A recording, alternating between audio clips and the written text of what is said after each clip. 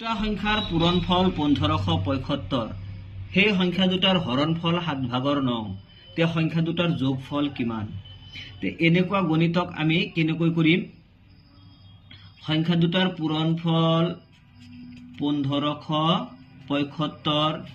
সেই একেই সংখ্যা দুটাৰ হৰণফল 7 ভাগৰ 9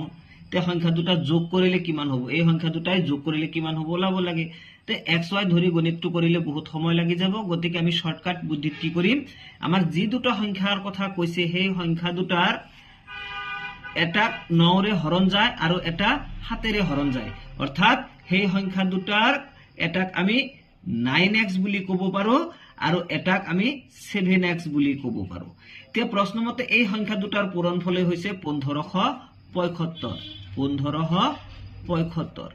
এতিয়া ইয়াৰ পৰা আমি প্ৰথমতে x ৰ ভ্যালু উলিয়াই লম 7 ৰে কাটিলে 7 2 গুণে 14 7 2 গুণে 14 7 5 গুণে 35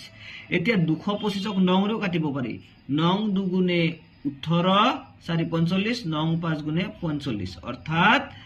এইখিনি কটাকটি কৰি মই কি পাই গলো x পূৰণ x থাকিল x পূৰণ x মানে x স্কয়াৰ আৰু ইফালে থাকিল আমাৰ 25